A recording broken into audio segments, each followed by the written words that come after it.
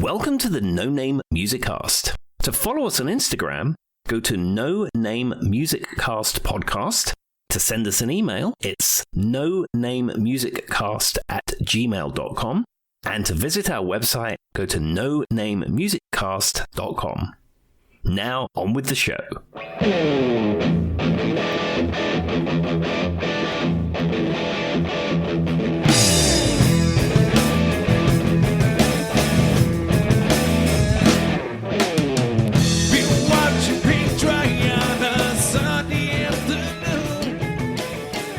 Hello and welcome, everybody. Welcome to the No Name Music Cast. My name's Tim, and this is Joy. And here we are recording on a Tuesday night. We've got a big holiday coming up that Joy and I had a very passionate conversation about, but we won't go into that. As I said, I think there's a market for No Name Music Cast after dark, but, you know, listeners, tell us if you want that. Maybe we can have a Patreon for it. We could just name it the segment, and then you just put little snippets from before we actually start recording for the people who buy to watch.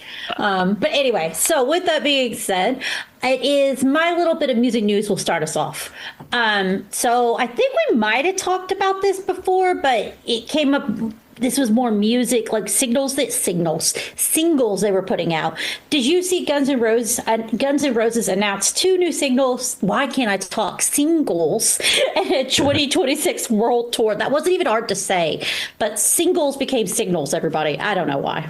But did you see this, Tim? I did see that. Yeah. So the tour is ongoing. So they've toured all over the world, and, you know, them announcing 2026 dates, I don't think is necessarily anything unusual. Yeah. But, you know, the fact that Axl is still in a good place and he still wants to tour and he's getting on with the rest of the band, I mean, that's a great thing. Axl's voice is not good. I mean, I like the Guns N' Roses classics, but certainly if you listen to the Ozzy Osbourne concert or Ozzy Osbourne tribute concert that happened not that long ago, Axl's voice is not what it was at all.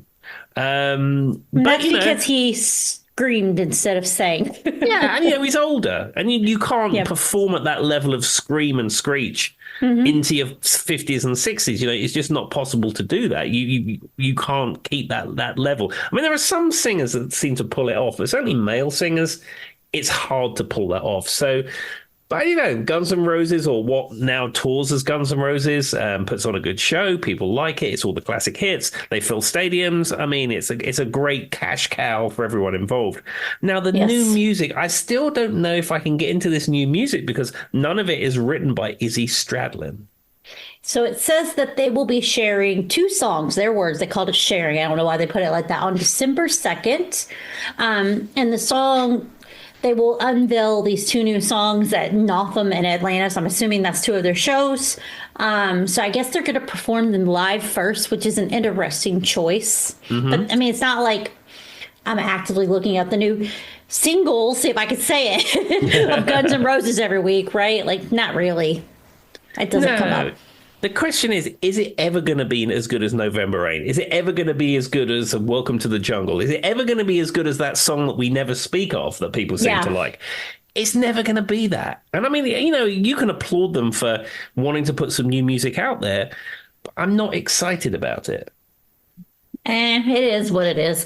I'm not a huge Guns N' Roses fan to begin with, so it's hard for me to kind of think much more than just the hits. So that's, and I think we did talk about the world tour before, but the 2 singles were the kind of the new piece. If you're interested in where they're going to be in 2026 and you'd like to see them, they're starting out in Mexico. They're going to make stops in Brazil, North America, Europe, before concluding their final on September 19th, 2026, Atlanta, Georgia. And it took me a second to read that date, Tim. You'll laugh because it was in English.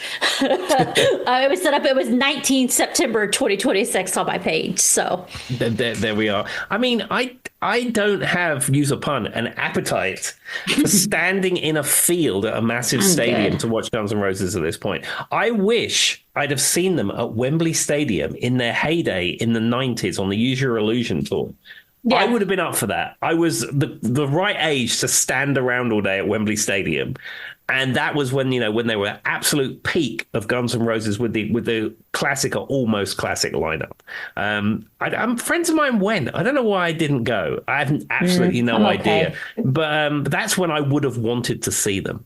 But, the thought of going to some huge stadium, wherever, the Enormo Dome or whatever it is, I don't know. I don't have a appetite for that. Tim just want an excuse to say appetite again. No, so what you're telling me, Tim, is so you're not interested in standing in September 19th level heat in Atlanta, Georgia, in the middle of a field with a bunch of people drinking around you and watching Guns N' Roses? No, and then paying $17 for a beer or $12 for a bottle of water. I can't be doing with that. And you had to park like 3 miles that way. Yeah, and it's on a Wednesday night or something. I don't know. Anyway, all right. So that's that. If anyone's interested in that, good for you. But me and Tim probably will be a part of it. I definitely think I'll at least try to hear what the new songs are. But seeing them on stage, I'm all right. There we go. Yep. All right. Well, I will let Tim take it from here, and hopefully he does a better job of saying words than I do. And for those who don't know what I was talking about, that I made the joke that the date was in English. It's because Tim mentions that you still have the date on your computer set up, right? Like in England. No, do you have it set the other way? I have embraced the US you date finally system. have. Okay, I thought you said the opposite. No, my computer, as I'm looking at it right now, says 11/25/2025. That's what it says on there. And my computer at work is set up the same. The thing I cannot get behind. Oh, it's the Sunday, Monday, right? Yeah. The week starts on a Monday. It doesn't start on a Sunday. And whenever I see a calendar that starts on a Sunday, it makes zero sense to me. I kind of agree with that. I think it goes back to biblical things. I'm not sure. But I mean, nothing happens on Monday, and who doesn't associate Sunday with the weekend? So, I mean, nothing happens till Monday, and who doesn't associate Sunday with the weekend? Really? Yeah, I mean, I'm not a religious person, but isn't Sunday supposed to be the day of rest? So that's at the end of your week. Well, I think it's because God made the earth on the seventh day or whatever. That's like the Bible verse. Or God made humans on the seventh day, and that's when we came. So it's like the beginning of us. And the seventh day is Sunday. That's why it's the biblical day. Does any of this make sense to you, Tim? Absolutely not. Okay, so there's like, when you're talking about God making the earth, there's like this famous saying where it said God made humans or something of that nature on the seventh day. Made life, right? So that's supposed to be the seventh day of the week is Sunday. So that's why they celebrate on Sunday. And I guess I would say maybe it's from biblical terms, like they feel like the week should start on Sunday because we started as like people on Sunday. I don't know if that's true, but that's where my brain went with it. But that is true that, God made humans on the seventh day. I mean, that may be the case, but the week starts on a Monday. Anyway, or whatever it says, or maybe he made Earth on the seventh day. I don't know, something about that's when our population started, and that's why 7-day Adventists actually, though, they argue that it was supposed to be Saturday was the seventh day. So 7-day Adventists are almost the exact same church as most like Protestants, but they just go to church on Saturday instead of Sunday. If this is your thing, if this is your faith, and this is what gets you through the night, good on you. But for me, the day starts on a Monday, or the week starts on a Monday. Before we insult people's religions, I will let you take it from here, Tim. Okay, so breaking news, Joy. Absolute breaking news, though I don't know quite how old this news is, but it's breaking to me. So it's an incredibly important event that's happening in the No Name Music Cast universe. So as you know, the greatest film ever made is Moonraker. Okay. And I think you knew that for some time. Roger Moore, James Bond's in space. Absolutely fantastic. Great theme song. Yeah. So I was perusing eBay the other day. I'd sold some stuff, some very high value stuff, but sold a few bits and pieces. And sometimes what I like to do is think about some CDs I'd like to own. So I was looking on eBay and I was looking at some things, and I didn't have the one I wanted, and the one I actually wanted to buy was far too expensive, and I was just looking through. And then it recommended to me the 2-disc expanded edition of the Moonraker soundtrack. Now, I should tell you, I own an original 1979 pressing of the soundtrack album on record. I bought that. It's a good quality copy I have. Okay. They reissued it on CD a number of years ago. Actually, I think it was part of a box set. You couldn't buy it individually, but someone was selling a bunch of them on eBay. I have a copy of that. So I have a CD copy of the same thing. And I thought, well, that's it. That's the final word in the world of Moonraker. Mm-hmm. And it's not on streaming or anything like that. And I thought, well, my CD I have is, that's all I'm ever going to get. And then I saw on eBay this 2-disc expanded edition, and I thought, is this a bootleg? Because, weird stuff comes up on eBay from time to time. Or it's like a different album just labeled wrong or something. Could be. And I'm looking at the pictures, and it looked pretty legit. And then this eBay listing said, $12 cheaper than the official 007 store website. So I didn't even know the 007store.com website existed. What have I been doing my whole life? So I go over to 007store.com and type in Moonraker.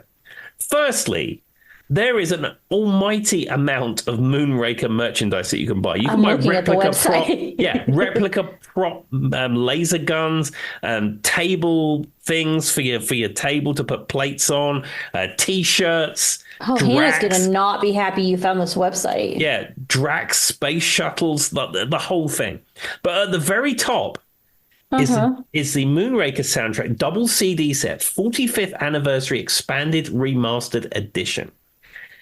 And I'm completely blown away. I didn't think that there was anything new in the Moonraker universe until I stumbled across this yesterday. Now, of course, I've placed my order. The order is placed. My phone blipped at me at like midnight last night to say that the shipping label had been created. So, I will be doing a full report on this podcast when I get it. But I think the funnier fact is that you found out the 007store.com exists. Yeah, I didn't even know that was a thing. He's just like, how did I not know? And Hannah's gonna be like, where's all our money going? I went to it, guys. I Googled 007 store to see what it was. And I see the CD right here. I also see what he's saying. And let's just say stuff on this website's not cheap. And you can literally break it down by movie, by which film you're into. So that's kind of cool. Yeah, organization. I like Man with a Golden Gun. I like Live and Let Die. I like A View to a Kill. And then at the very top of that pile, of course, is Moonraker. But yeah, some of the prices are a little keen. There's like a polo sweater, which is similar to the one that Roger Moore wears for $400 and something or something, polo neck. There's a James Bond cocktail shaker called Shake It Not Stirred for $41, and it's one cup with a lid. Like, what? Anyway, so yes. But if you have somebody you're buying Christmas gifts for that's really into 007, here you go. Yeah, and I was also interested to find out that the theme tune to Moonraker, which is sung by Shirley Bassey, she was a last-minute sub for that because there's a whole. I won't go into the whole deal with production of Moonraker and the French and stuff. It's a whole thing. That's a whole other episode. Whole other episode, which we probably won't go into. But I didn't realize that the original theme tune to Moonraker was written and performed by Paul Williams. Paul Williams, if you've ever seen Smokey and the Bandit, is little Enos Burdett. But also, he's a famous songwriter who famously wrote the music to The Love Boat. I think you might have mentioned the Love Boat thing before, but I didn't know the rest of that. Also, Tim, if you want a picture of just a golden gun for you to go on your tree, it's basically just like a little picture. You can spend $30 on the website. I might have been looking still. I've only searched for Moonraker, but yeah, look at that golden gun tree decoration. I like that. Wow. $30 gone, everybody. And look at that James Bond golden gun prop replica. Yes, wow. There was a lot of stuff on there. There was a whole, of course, there was a martini glass you could put on your tree. There was just a few other things. But anyway, all right, I guess we should actually focus on the topic because we haven't even done that yet. Well, there's the topic. But then, Joy, we need to discuss the James Bond cocktail lemon shopping set for $66. What does a cocktail lemon shopping set include? It includes like some kind of marble board and a knife. So you could cut the olive, I guess. Yeah, for your lemon, it has 007 on it. There's also a James Bond cocktail jiggler martini edition. So that's just a shot glass that's designed for you to measure shots with. Oh my gosh, that's crazy though. I never will I've never thought to look through that website, but you could get lost on there just looking at all the stuff they had for those who are big 007 fans. Let's just do all right. I'm gonna do one random thing. Let's click. I want to see what's under home.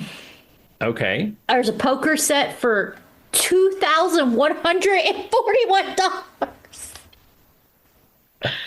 A picture of a casino art print, $303.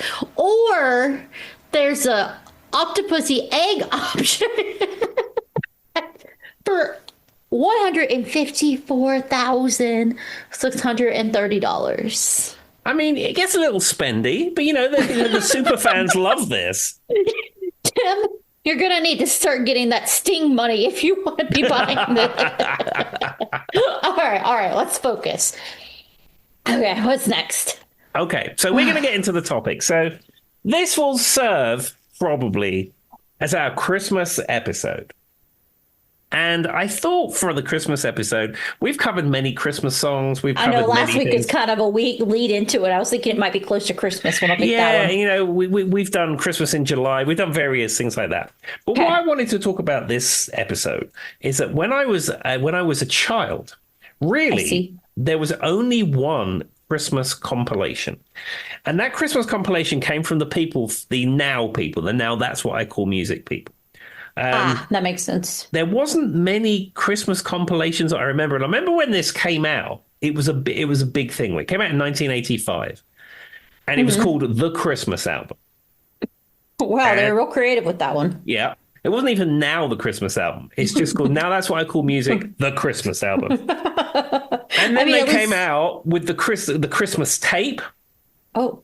And the Christmas compact disc. Now, they all pretty much had the same track listings, but they decided to have a different title for each one, even though it's the same item. And this is something I remember playing in my house when I was much younger. I remember my mum bought a vinyl copy of it and then put it onto a cassette. And then that was either the record or the cassette was played all over the Christmas time. And even now, when I see the track listing, it's very nostalgic for me to see that. Now, it came out between Now That's What I Call Music 6 and Now That's What I Call Music 7. So it's the first one of the special editions that they did of this kind of thing. It has been reissued a number of times, but I'm going with the OG original version. Now, recently, i.e. in the last 2 months, I actually bought a CD copy of this from 1985, the Christmas compact disc, because I wanted to have this in my collection. I was going to buy the record version, but as I've sort of moved away from the vinyl world and I've embraced the Red Book standard of compact discs, I thought, well, let's get an original, the Christmas compact disc. So I now have one of these in my collection. And as soon as that Christmas tree goes up, I'll be spinning it joyfully. However, what I thought I would do is we could go through the tracks on the Christmas album. Okay. So I'm saying the Christmas album because that's what the vinyl record was called. And it'd be interesting to know whether you know all of these songs. I think you probably know the bulk of them, but it'd be interesting to know if you know the bulk of them. There's 18 tracks on here, and we will get through all of them, though.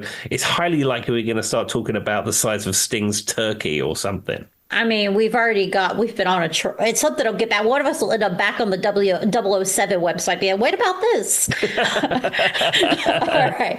Well, go ahead and hit me with the first song. Okay. So the first song on the Christmas album is incredibly iconic. It's one that we've spoken about many times before. And I should also point this out that the album was released for the UK market. Okay. Initially, at least. I think it's probably available in the US. And I think I know what song you're going to say now. Yeah. So it's Band-Aid, Do They Know It's Christmas? Well, yes. And obviously we know this one was done for charity.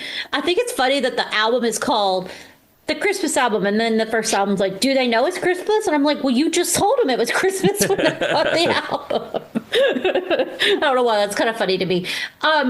You don't hear this very much, I think, on U.S. radio, but I've definitely heard it like a billion times. Mostly like whenever I was learning about Band-Aid and all that kind of stuff. Yeah, I certainly from a US perspective, you probably are more familiar with "We Are the World" because that was like the US answer to the Band-Aid song. And, we've done that whole episode about "We Are the World," Yeah. but certainly from a UK perspective, this is a song that even to this day you're going to hear. You're going to go into a I don't know, a Dorothy Perkins or some kind of Poundland or some shop like that. And if they have music playing over the Christmas time, it's highly likely you're going to hear "Do They Know It's Christmas?" I mean, I just think it's funny that the whole thing is, do they know? I know why it's called Do They Know It's Christmas for Band-Aid, but it's kind of irony the way you keep saying it.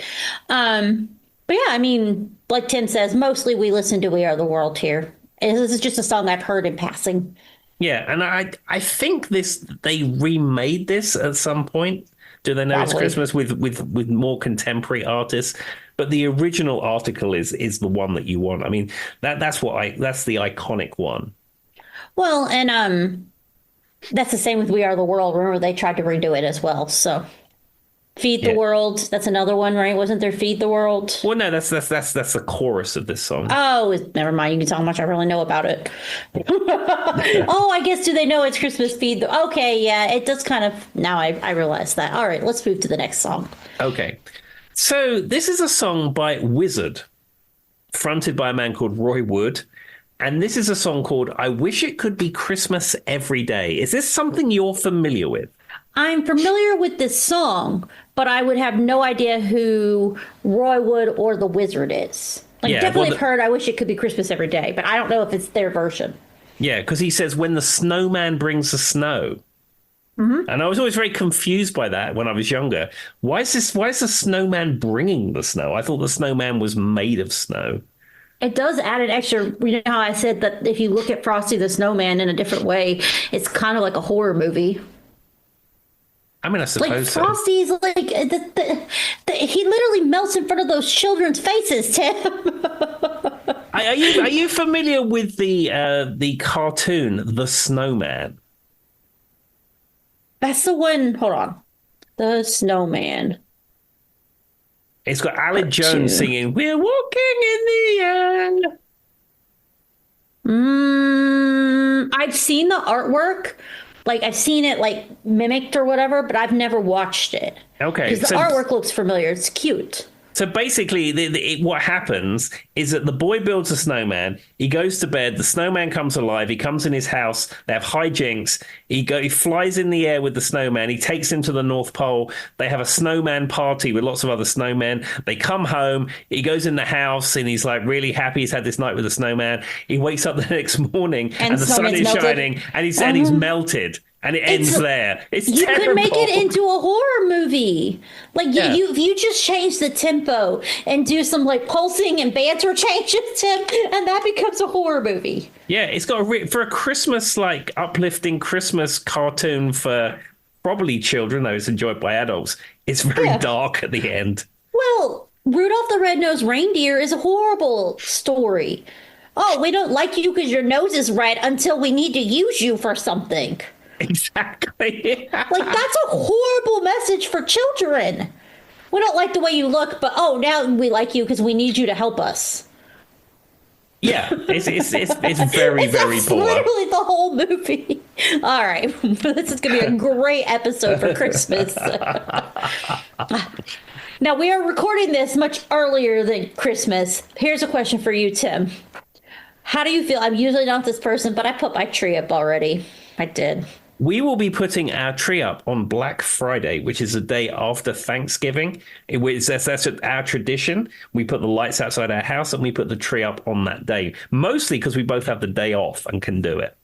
See, I've always been a you wait till after Thanksgiving person. And then this year I was just like bored. I went, I'm just going to go ahead and put up the tree. And you should enjoy that. I saw your friend Molly put her tree up like 3 months ago.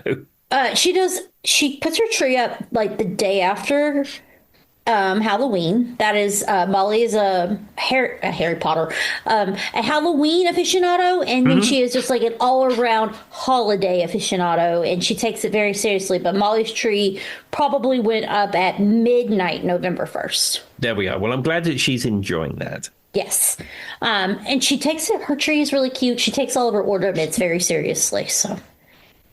Not that anyone needs to know that. All right, what's the next Christmas song, Tim? Okay, so this is a song which is iconic in the UK, probably not iconic in this country. I've played the guitar, which appears on this track, and this is Slade, Merry Christmas, Everybody. Now, we've talked about this song before because I went down by Slade. Like, nobody in America knew who they were. I was trying to figure out who they were for the longest time of my life. And then one day I finally heard them again and I was like, there they are. Nobody, but I've spoken about this song, but I don't know if I learned it like because I knew who Slade was and I just happened to find it, or because you mentioned. I don't know when I learned of this song, but it's definitely not something I've heard on like American radio or walking through the store or something of that nature. No, it gets basically zero play here. If I went to people I work with, both my age, younger and older, and played this song, I'd be surprised if one person had ever heard that before. Yeah, this is one of those ones. I'm not sure when I learned about it, and I may have learned about it from you, Tim. So take that for what it is. I do feel like if I ever were to go on like a music trivia show now, me and you would have, if we got to team up together, I think we would dominate that, because I'm like, every time I hear a song now, I think, oh, insert some weird facts we said on the podcast about it now. But yeah, so good song, but you probably wouldn't hear it on the radio in America. Yeah, but I said, completely iconic in the UK. Every pub in the entire country around Christmas time will have this blasting out. Well, it has that kind of blasting. And this would be, if I were in a band, this would be the kind of Christmas song, if you forced me to play, I'd want to play. Yeah, and I've played this. We played this in Rough Justice, in fact. Yeah, that makes sense. All right, what's our next song? Okay, so you can tell that this CD is of high quality because it has this song on. For many, the best Christmas song. And for many, a song that no one ever wants to hear. And there's even a challenge around this. This is Wham's Last Christmas. I don't mind the song. I don't hate it. I don't love it. You know what I'm saying? Now, it is very popular in America, too. This is a universal Christmas song, I guess, right? Yeah. I'm sure in the UK, obviously, it's like one of their best-selling something certified platinum, which is why they don't ever want to hear it again. But in America, you could totally walk into Walmart and this would be playing right now. Yeah. And I mean, there's this whole challenge about you trying to get through the whole of December without hearing it. I mean, that happened to me. I think it was last year or year before, but not because I was trying to do some kind of internet meme challenge. It's just I didn't come across it. And then on Christmas Day, I played a playlist and it was on it and it was fine. And I think a year or two ago, they did like a 4K upscale of the video on YouTube. I mean, it's a great Christmas song, especially now we don't have George Michael. It's such an iconic Christmas song. Well, and it's also been covered by 4,700 other people. I'm surprised it wasn't on our list from last week, Tim. Because, I mean, I think I've heard female versions, male versions, rock versions, pop versions. It's just one of those songs. Exactly, including me. When I recorded it when Radio Free Jam was active, I did a spoken word Sleepytime version, and the very talented Ian Husbands made a backing track and produced it. And it's called Sleepytime. It's Sleepytime Last Christmas. But I mean, I think that might be making an appearance at this festive season. I think that should be the outro music to this episode. If someone wants to stay and listen to Tim at the end, just give him like 20 seconds. Well, I tell you what, ladies and gentlemen, I'm putting this down on my notes. This is going to be a No Name Music Cast exclusive.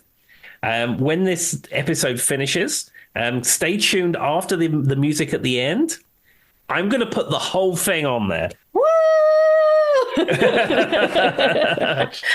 All right. Well, that's your motivation to not close out when Joy can't pronounce a word or something. All right. Well, what is our next song, Tim? Okay, so this will be your favorite, and I think maybe the only Christmas song that he did. This is from the album Caribou. This is Elton John and Step Into Christmas. Tim knows I have very personal bias against this song. So obviously I love this song. Like, I used to love this song. I think it's fantastic. I love everything Elton John. He really can't do anything wrong. But 2 or 3 years back, I think it was, I don't know, probably 3 years now, me and Charlie went to New York City for Christmas, just one of those little bus tours, because me and Tim, we live far from New York City, but not far enough you can't just go by bus for a few days and come home. Mm-hmm. So with that being said, Because, everybody wonders about the geographical location we're in when they're listening to an audio podcast, but whatever. So anyway, we went to New York, and at the end of the day, we were just exhausted, and we were sitting and we were waiting for the final day we were there. We were waiting for the bus to I think it was 9 p.m., 10 p.m., and you drove through the night back home. Well, we were just sitting there, we're tired. And if you've ever been to New York, Tim can testify to this. There's not a great place for you to sit or take a break. It's just go, go, go. And even the benches aren't very comfortable, and restaurants are so busy you don't want to hold them up. So you're just exhausted. So we finally get in front of this Saks at Fifth Avenue, and they have a light show that goes on all evening. It's about maybe 7 minutes long, tops. And the song this one that they did was the Elton John one he put together. So it had his face, and it would pop up, and there'd be this giant sun, and then they would do a Christmas light show, and it would be Step Into Christmas playing over and over and over and over for probably about 400 times. And it would be all these people would just come in troves. They'd be like, woohoo! And everybody would be excited. And then you'd see them leave. And then the exact same thing would happen for all the people that were coming to view the light show. And it just kept going all night until I finally got to leave. And it was just funny because when we first got there, we were all like that too. We're like, oh, cool, light show. This will be fun. And then by the 7th time I heard Step Into Christmas, I was like, I never want to hear this song again. But it is a cool Christmas song if you take that part of it out. Well, yeah, and as I say, it has that nostalgia for me from this album. But I can say if you've heard it for the 53rd time, waiting outside Saks Fifth Avenue, maybe you get a little burnt out on it. Well, to be fair, I'm not a big Christmas music person at all. I never have been, so that adds a little extra element to this. But I have one other time in my life where I've oversaturated myself with something, and that was Cliff Bars. Have you ever had a Cliff Bar, Tim? Yes, I have. I told Tim about an event we went to in D.C. There was about 20,000 people. We never got to stop to eat. And the only thing I packed for myself all day, and I ended up walking 26 miles, was Cliff Bars and Triscuits. And I've never been able to eat a Cliff Bar since. Yeah, I mean, we had a lot of Cliff Bars in the house at one point. Hannah got into them, and then she went off them. And then it was like, we really need to eat these. And I got utterly sick of them too. And I was having one once in a blue moon. Yeah. Well, I had 4 in a day to keep myself alive because we were walking, and I needed the protein to keep myself going. But anyway, all right. So that's never bring me a Cliff Bar and don't play Step Into Christmas. I'm coming to your party. All right. What's next? Okay. So the next song is called In Dulce Jubilo by Mike Oldfield. Now, do you even know who Mike Oldfield is? I don't think so. Described by Alan Partridge as someone who's a bit small-minded and a bit nasty, but you'd have to know the TV special. He's probably not that in real life. Anyway, that's what Alan Partridge says. So is it in Dolce? Is it a different language? Probably. Okay. He famously did Tubular Bells. Do you remember Tubular Bells? Yes. Okay, so this song is an instrumental song. It's so this is probably an old Latin song or something then. Et cetera, et cetera. Yeah, okay, that makes sense. It's probably some old medieval Latin song then. Probably. And again, this is a song that I was never really familiar with, apart from this album, because I've heard it so many times growing up. Is a song that very much reminds me of Christmas at this point. I mean, I've gone back into the Mike Oldfield catalog. I say that categorically. You take it after me, Tim. Yeah, but I think I like Tubular Bells. I really do. But I said this is very iconic for me and reminds me of the Yuletide season. And so my question is, so obviously I think that sounds like it's probably Latin or some type of bell type old sheet music. But so is it always played at Christmas, or did they just happen to put it on a Christmas album? And so now it makes you think of Christmas. I think probably that. I mean, I don't know if anyone else is playing it around the Christmas time. Maybe it was traditionally a Christmas song. I have no idea. It's just that's what I'm wondering. I'm like, what about this is Christmas? It's Christmas because it's on this album, Joy. That's so funny though, because everybody, I was wondering that too. I'm like, is it like an actual, like, I'm glad I'm here to ask the questions all the people in the audience are wondering. So I wonder if it is in whatever. Well, I'll look it up. If it is in Latin, I wonder if maybe it's singing about Christmas in like another version or something. Maybe In Dulce Jubilo is like the festive season in a different language. I honestly don't know. Let's see. We have the internet. Let's see if I'm right. All right. So it's Mike Oldfield, right? Yeah. Mike Oldfield. Mike Oldfield. That's spelled exactly like his property backs onto common ground. Oh, yeah. In Dulce Okay, so it's in Sweet Rejoicing in Latin. And it's traditionally a Christmas carol. There we are. Tim had no idea. All right. That's so funny, though, because I'm sitting there going, is it a Christmas song? All right. What's the next song? The next song is Gary Glitter's Another Rock and Roll Christmas. He does not warrant our attention. We will move on to the next one. The next song is Paul McCartney with his iconic song, Wonderful Christmas Time. I mean, yeah, I know this song. And this one plays, and it's got that music video with him looking out the window. Yeah, they remastered this one recently as well. And the pub that's in that video, I know that it's still open and people go there because it's the one in the Paul McCartney video. And probably take a picture of them looking out the window, I'm guessing, just for whatever reason. Exactly. But you could definitely walk into any major retail store right now and this song would be playing during Christmas time. I do love this song, though. Do you, as a Christmas, is this one that you actually enjoy, Tim? Yeah, I like this. I think this is a really good song. I mean, sometimes people put it in the We Built This City category where people go, oh, this song's terrible, terrible. But no, I like this. I think it's actually pretty good. But I said my tastes are swayed in Christmas music by this album because this is what I grew up with. Well, I think it's just because, and for those, I'm assuming those of us listening know, this is the one that's like, simply having a wonderful Christmas time, over and over again. The party's on, the feeling's here. It's not exactly a hard song to sing. It's definitely just like pop goodness, but I do think, does a Christmas song really need to be deep? Not really. He's just straight up saying, I'm having a good time. Exactly. And it's Paul McCartney. I think it's probably Paul McCartney and Wings at this, probably. But I wondered if it was a solo or if he was with Wings when he produced this one. Well, Wings is really Paul McCartney. I mean, it was Denny Lane and Linda McCartney and a few other people. It's true at this point. Does it matter? But no, this is one of my favorite Christmas songs. And I actually kind of like that it's not. I hate the dramatic Christmas songs. Tim learned about the Christmas shoes. What was it, last year? I mentioned that to Hannah and she's like, oh, don't talk about the Christmas shoes. No. Me and Hannah are all the same. As soon as Tim said it, I was like, you're just now learning about the Christmas. You've been this lucky your entire life. I feel bad now because if someone out there doesn't know what we're talking about, they're going to go Google it. Don't do it. It's not worth it. And my husband thinks we need to hear it at least once every year, Tim. Maybe I'll go down. My wife is a little under the weather at the moment. She'll be fine, but she's a little under the weather. Maybe I'll go and perk her up with playing Christmas shoes when we finish recording this episode. You might find out that Tim got kicked out of his own house, and you made her listen to Christmas shoes.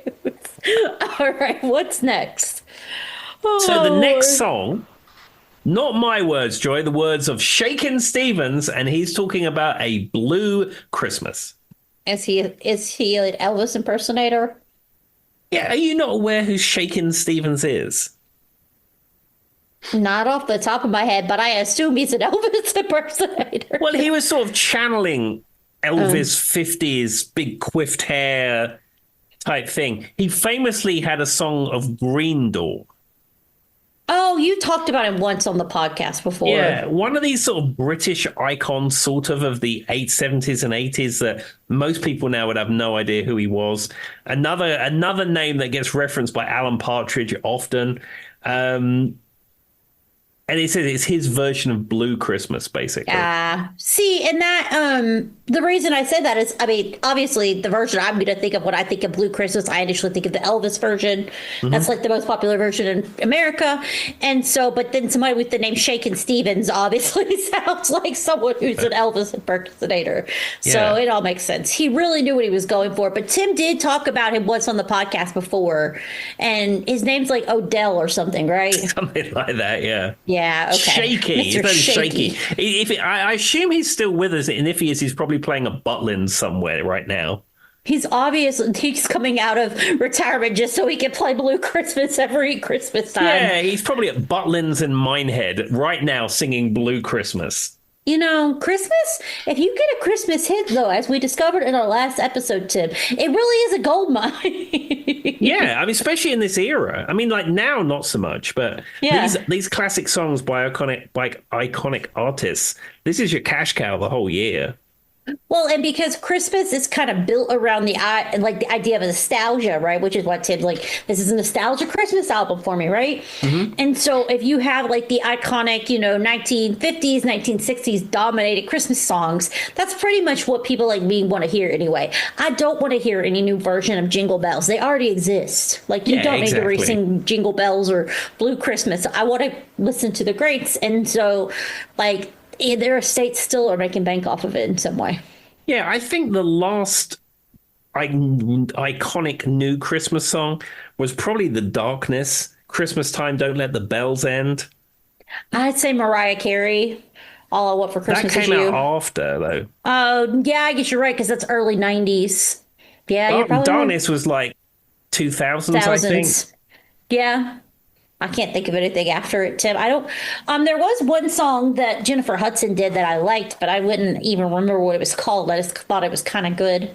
I listened to when Cher did last year. Was it I think it was the Macy's Day Parade, which is the big parade for those aren't in America on Thanksgiving here. That everybody just like puts on at 9 a.m. while they're cooking their food, and Cher, like they like have the parade floats, but then they'll have like right in front of Rockefeller Center in New York, they'll have like some stage show or artist or something come out. Cher came out last year and did a bunch of new Christmas songs, and as much as I like Cher, wasn't it? Yeah, and that's fine in the moment, but a few years from now, no one's ever going to remember that. No.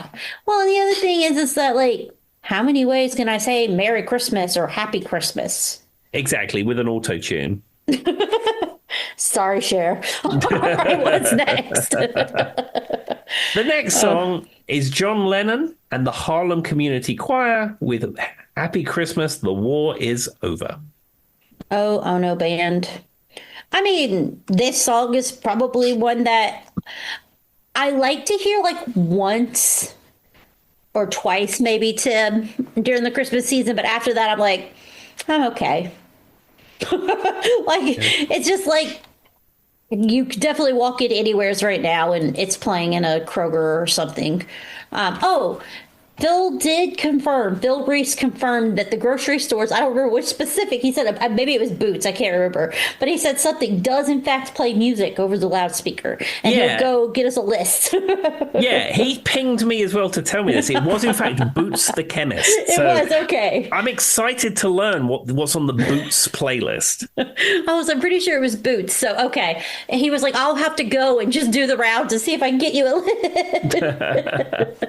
list. So we do have that on the way, but and let us know if Happy Xmas or you get Wham's Last Christmas at Boots.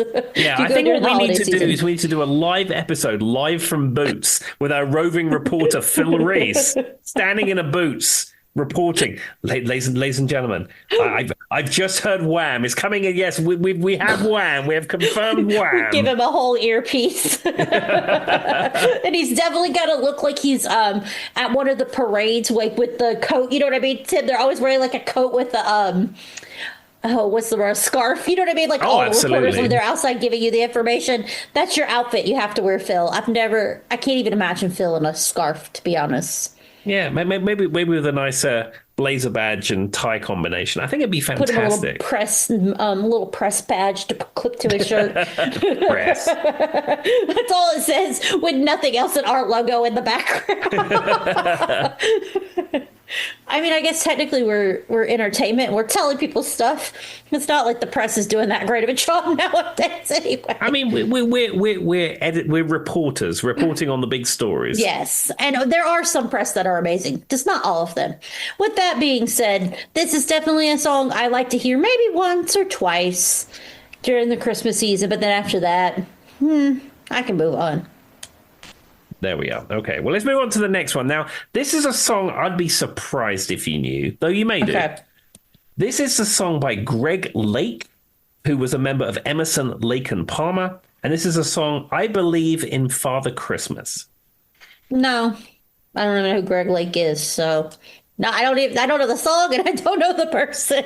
So not really. I know nothing else much about Greg Lake other than this song. Again, these songs are burned in my memory just from growing up with this compilation album. But that makes sense. But yeah, no, I don't know anything other than this song, other than I know this song very well. Is it pretty popular, though, in the UK? Probably not. I mean, I don't know how they compiled this album other than they had the music rights to it. So that was probably good probably. I'm just curious if even your friends in the UK knew that one, or they're probably like, what is Tim talking about? All right. I think people of a certain age would know, but I mean, I believe in Father Christmas seems pretty much like every other Christmas song, just written in a different way. Believing in Santa. Yeah. Sorry, Greg, to call out your musical genius there. But all right, what's our next song? The next song, we're getting into a trifecta of songs, which I think you have no knowledge of. Okay. This is Chris de Burgh, who you probably know from Lady in Red fame. Mm-hmm. And Don't Stop the Ferryman, maybe, I don't know. But certainly Lady in Red. Just Lady in Red. Okay. This is a song called A Spaceman Came Traveling. And is this actually about Christmas? Is it Santa or Father Christmas or Spaceman? It's about peace on Earth and stuff. But it's not... Wait, why is it called A Spaceman Came Traveling, but it's about peace on Earth? I have questions. Well, it's like a spaceman comes to Earth. He comes traveling, bringing joy and peace and things like that.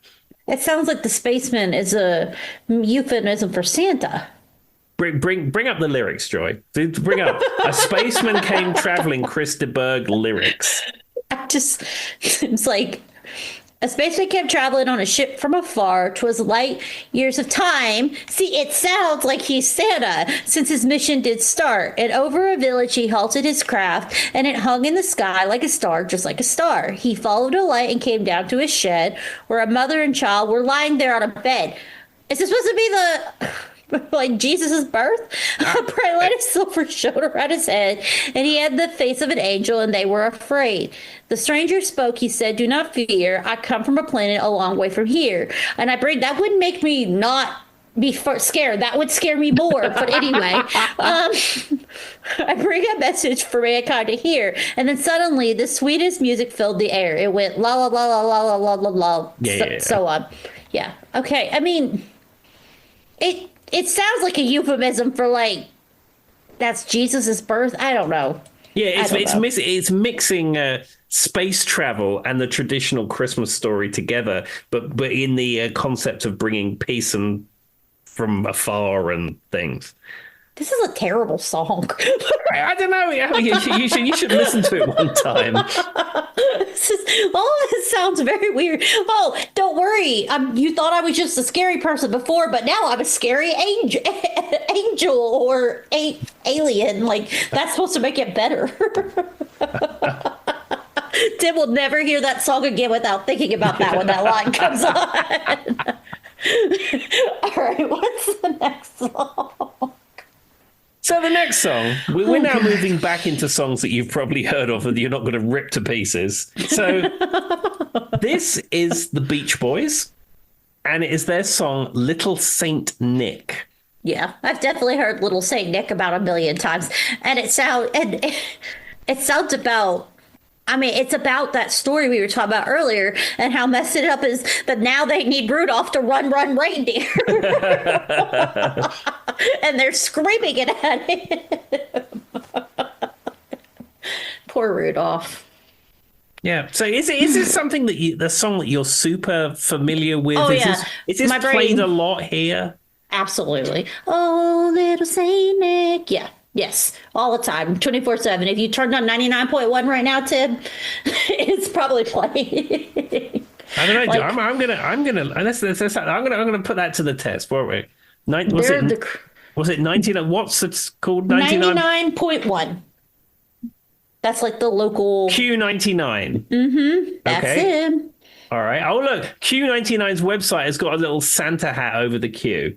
So Yeah, they're big on the Christmas. listen live, okay? Ad blocker detected. Darn, Tim, use another browser. Well, Joy, what I need to do is open this up in an alternative browser that doesn't have ad blocker That's on what I it. just said. Use another browser.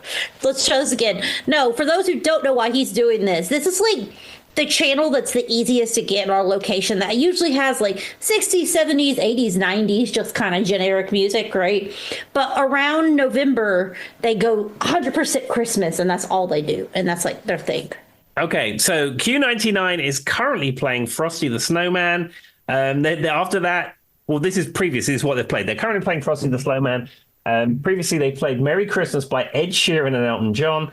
Prior to that, they played Brenda Lee's Rockin' Around the Christmas Tree, Christmas Tree Will Rise by Gloria Estefan, Wonderful Christmas Time, Straight No Chaser featuring Paul McCartney. It sounds awful. Jose Feliciano's Feliz Navidad. And then there's the most wonderful time of year. It's beginning to look a lot like Christmas by Bing Crosby. And then Michael Bublé's Holly Jolly Christmas. Sadly, not this song.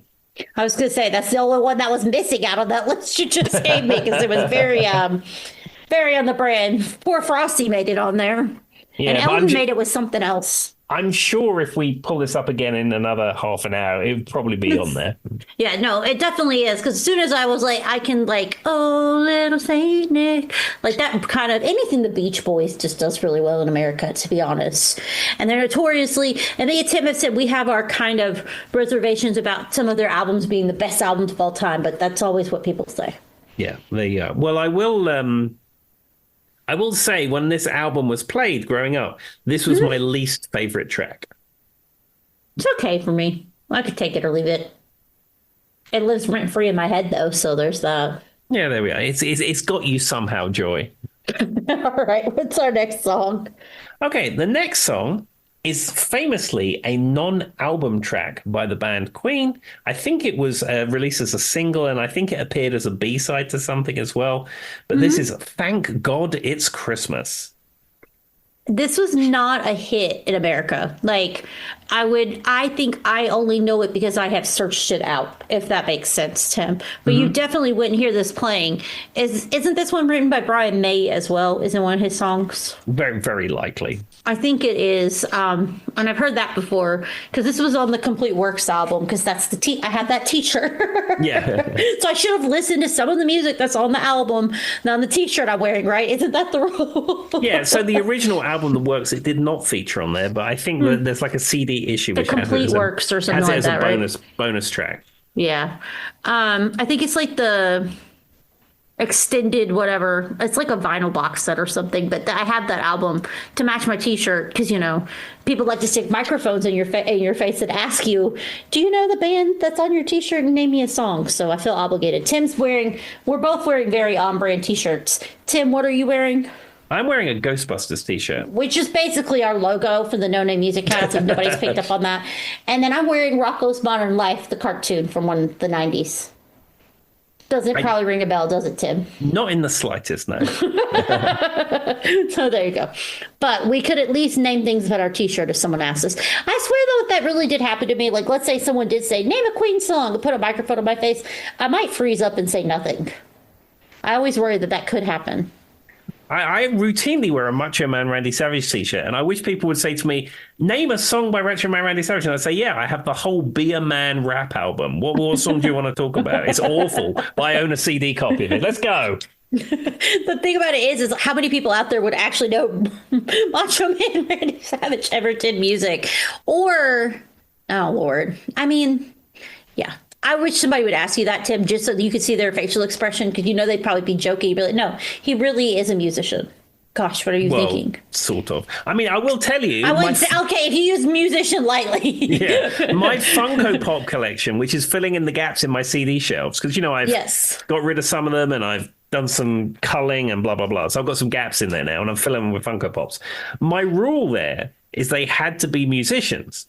So, of course, I have Michael Jackson. I have Adam Clayton, who's fine. I have The Edge, who's also fine. Randy Savage making on there, too. I ordered Macho Man Randy Savage a few days ago. So he is a musician, Tim, lightly. As the Macho King, not just Macho Man, during his reign as the Macho King. His rap skills. The only rap artist Tim listens to. And it is incredibly awful. And I've listened to that CD a few times. I heard Tim talk about it. That's the only reason I know. Terrible. I mean, it's just a quick way to make a buck, It was not popular when it came out. It hardly sold any. And then some company recently reissued it. That's the thing is. It's such a quirky object that it hardly sold anything. And then 5 years ago, some company took it upon themselves to reissue it. Get a resurgence of it. That doesn't surprise me. That's why I find it funny that Tim's like, I hope someone asks me. Like, he thinks there's someone out there besides him who knows that. Like, what? All right. What's our next song now that we went completely off topic? Okay. So this is maybe another song you may not be familiar with. This is by the band Mud. And this is the song Lonely This Christmas. None of that rings a bell. Yeah, maybe again, very a UK specific song. And probably. maybe this at the time or around that time or after it would be played. But again, I know it very well from this compilation, but I just don't know how well it's known generally. I mean, that's fair, but that's, like I said, Christmas is mostly nostalgic. That's why those people who put out those songs can keep making so much money year in and year out. So it makes sense that it registers with you, Tim. So do you listen to this album once every Christmas? Well, what I'd been doing is I sort of morphed this compilation into a bigger playlist that I typically listen around the Christmas time. Makes sense. But this year I was feeling particularly nostalgic for my growing up Christmas experiences. So that's why I bought that CD copy. So I'm very excited for playing the CD song, the Christmas compact disc, all over the festive time. Fair enough. Do you know anything else from this band, Mud? Are they popular? Tiger Feet. He says that like that's going to tell me something. What?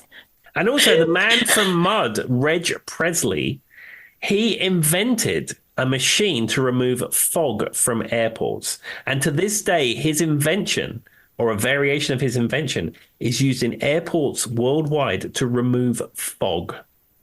And I'm not even making that up. You put Reg Presley fog in the internet right now, and you will see that. Reg Presley fog. Fog. Who's Reg Presley? His trucks. Oh, no. I think I spelled it wrong. Hold on. How do you spell his name, Tim? Oh, and then Reg invented a fog warding machines for airport runways. Right there, The Guardian. I spelled it wrong the first time. Sorry, guys. See? I was like... I was bringing up the band The Trucks. I was like, that's not related. It was just funny. Tim said Tiger Feet, like that was going to tell me something. I'm like, that doesn't sound real either. So what are we talking about? Was the song about tigers? Like, what? That's right. That's right. I really love your Tiger Feet. That's neat. No. It came out in 1974. I can't tell you that. Okay. It sounds like you just made that up, but all right. What's that? I know nothing about Tiger Feet. On a complete side note, I was having a conversation with someone I work with today who's probably in their 20s. Mm-hmm. And we were talking about Christmas decorations.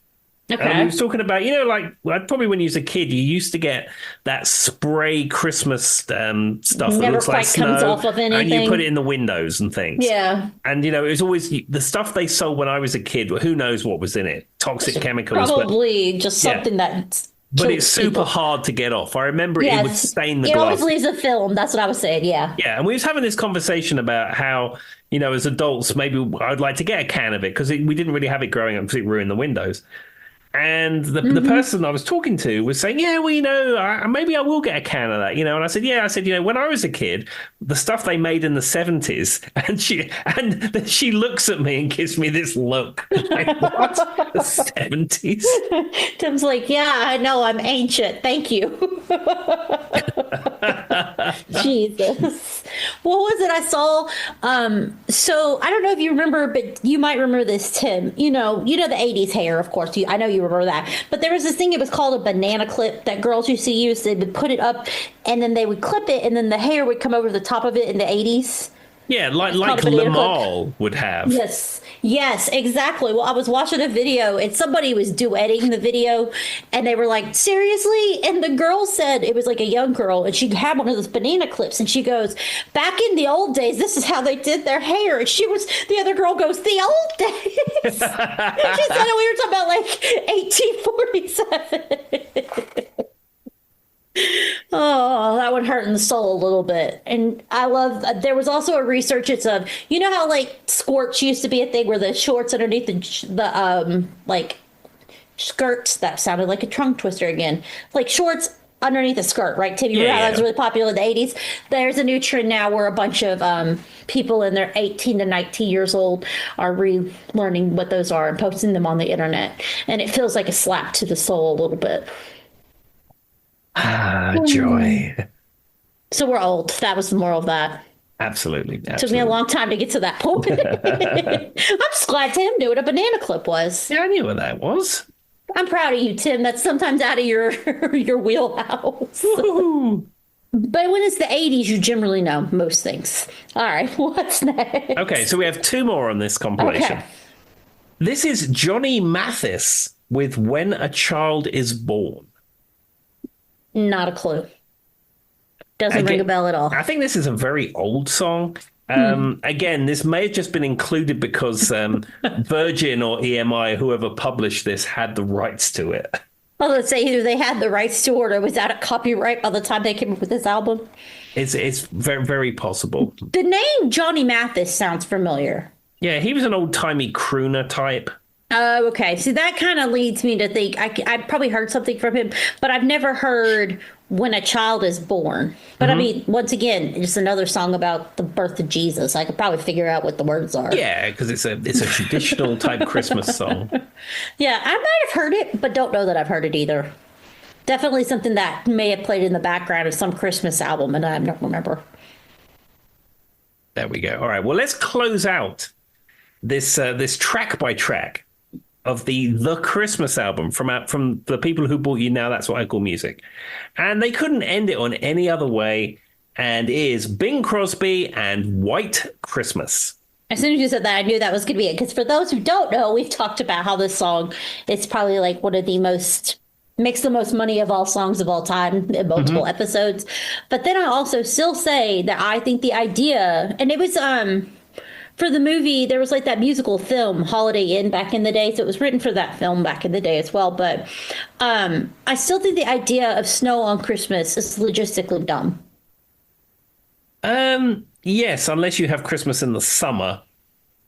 Yeah, I mean, the thing about it is, though, is like, why do you want it to snow when I need to travel to see people and I need to go pick up food and I need to go get groceries? And like, logistically, I don't want it to snow on days when people are out traveling. And if you've ever had to be at an airport and miss your plane because of snow on Christmas, it's not fun. So I think that we should push the white that sounds weird, White Christmas concept off to something else. A little bit of snow, maybe, but like the way they sing these songs, they want like blizzards. No, there was never any logistical challenges in these songs. And like even in what's the one with the girl and the guy singing back and forth that has aged not well? Ballad is a Christmas New York or Ballad of New York or whatever it is. Kirsty MacColl and the Pogues. It's the one that's like he says something along the line, but it's cold outside and it's snowing. Why don't you just have another drink? Maybe it's cold outside. And it was Fairy Tale of New York I was thinking of, but yes. Maybe it's cold outside. I literally said I quoted the lyric of the song. And then Tim just repeats it back to me like, yeah, that's the name of the song. But that song, just basically, he was like, she's like, I must go home. And then he's like, oh, no, it's poor. And then she's like, no, I'm going to hold you here in the middle of a storm. So now you're stuck. There we go. I just don't understand the concept of wanting it to snow on Christmas. And that will be a thing that I'll have to deal with for the rest of my life. There we are. I just love how I said the name of the song to you and you just repeated it back to me. Been a long day, Joy. All right. What would you like to leave the people with? Okay. So I have one question for you before we go. Okay. In your opinion, what is the best Christmas song? Of course, it's the Waitress's Christmas Wrapping. Yes, and that is the correct answer. It will always be the answer. Now, if I was going to pick which song on this album I like the most, I would probably pick, maybe Wonderful Christmas Time. Yeah, McCartney, 100%. I think that would be what I'd go with. Yep. Yep. Okay. All right, Joy. All right. Merry Christmas to you. Merry Christmas to our listeners. If you don't celebrate Christmas, I hope you have a good end of the year celebration. And just enjoy some time off. Bye-bye. Bye-bye.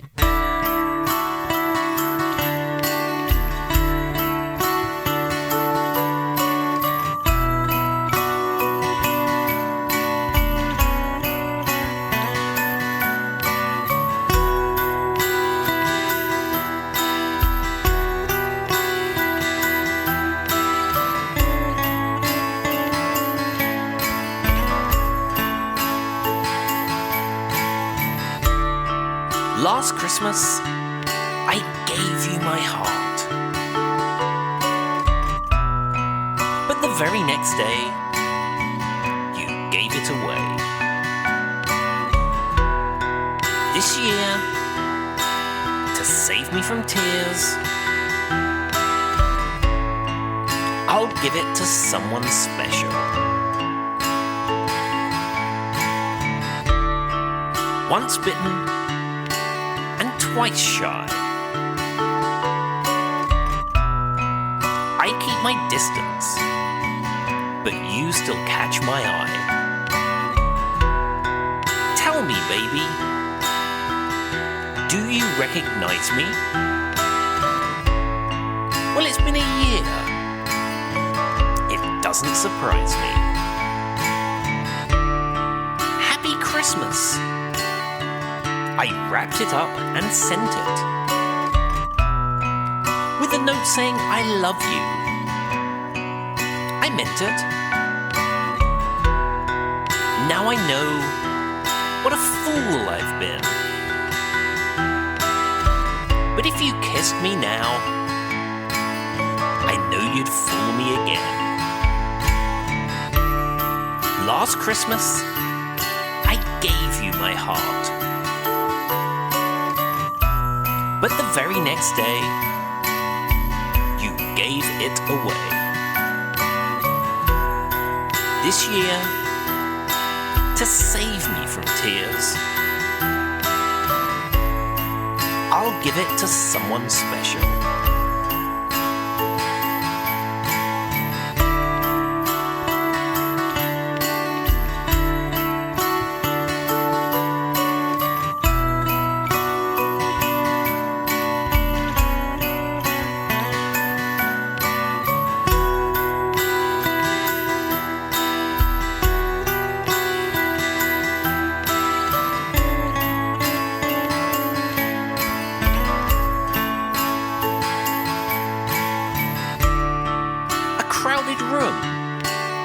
Friends with tired eyes. I'm hiding from you and your soul of ice. My God, I thought you were someone to rely on. Me? I guess I was a shoulder to cry on. Last Christmas, I gave you my heart. But the very next day, you gave it away. This year, to save me from tears, I'll give it to someone special.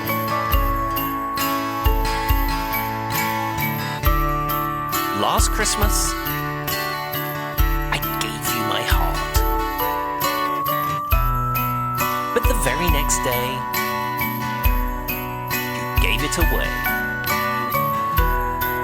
This year, to save me from tears, I'll give it to someone special. Merry Christmas, Radio Free Jam.